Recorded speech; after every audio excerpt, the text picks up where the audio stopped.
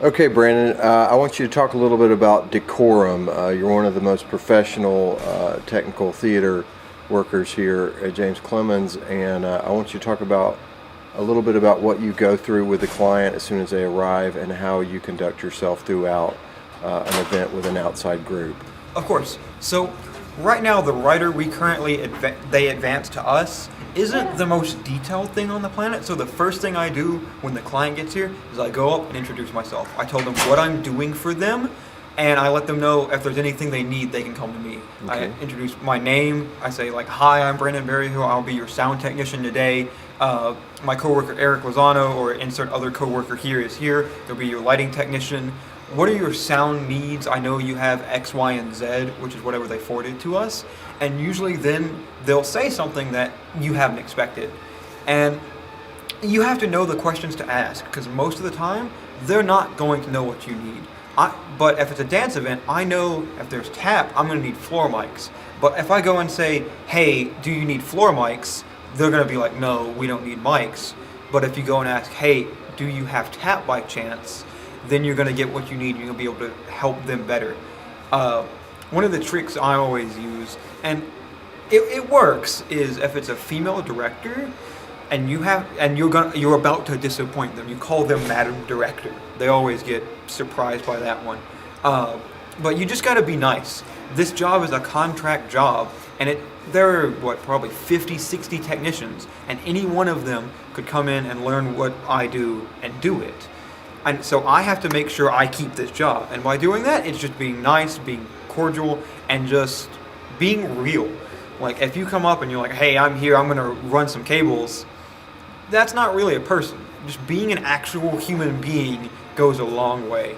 And understanding most people that are here are paying thousands of dollars for 6 hours. You can't waste their time. You can't say, "Oh, we're going to need to break. Why do this for 20 minutes?" You have to be prepared. And preparedness is what gets you the most. The client yesterday told us this crew was the most professional crew she's ever seen. That's because we were ready. That's because we got here, 30 minutes early the day before, or yesterday, and ran cables and got everything ready. And she just walked in. We asked the questions of, "What do you need?" We were able to make a couple changes, and then we were ready to go. And she only had to stop for tech maybe once for like 5 minutes at most. Cool. So I really like the idea of just treating people with respect. And as an 18-year-old, you're pretty much in a role where you have to act like an adult.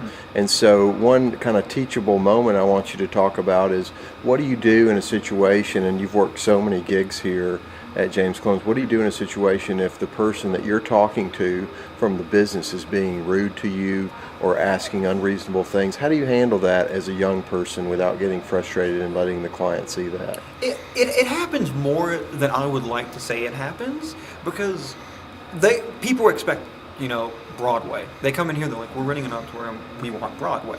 And they don't know that we're student technicians. I mean, when you look at the contract technicians, we don't look like students, most of us. I mean, we're seniors and juniors for the most part, and we look like we know what we're doing, which is another big thing, is knowing what you're doing.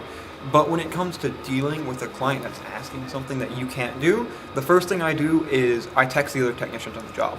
Not on comms, if the client's on comms, they're going to hear me say, "I can't do that." And that's not what you want to say. You text the other technicians and you say, "Here's what's happening. Is there a way we can do this?" And when and if the answer is no, you have to offer an alternative. That's the biggest thing. You can't just say, "I'm sorry, we can't do that. Have a nice day." You have to offer an alternative. Some things can't be done.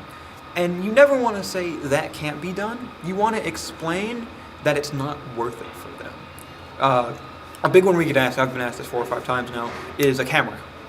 Have a monitor backstage, like a television monitor, not a sound monitor, and a camera front of house where they can see the dancers, or like that. That gets asked all the time. And can we do it? Yeah, we've done it before, but it's a major pain. So you just explain, like, "I can do this, but it's going to take an hour." And by then they'll realize it's not really worth the time. And if you just explain, like, "I could do it, but then I won't be at the board," or "Here's what we would have to get up for that to happen," they'll usually see, "Okay, I understand that can't be done." And it works a lot better than just saying, "No, we can't do that, I'm sorry."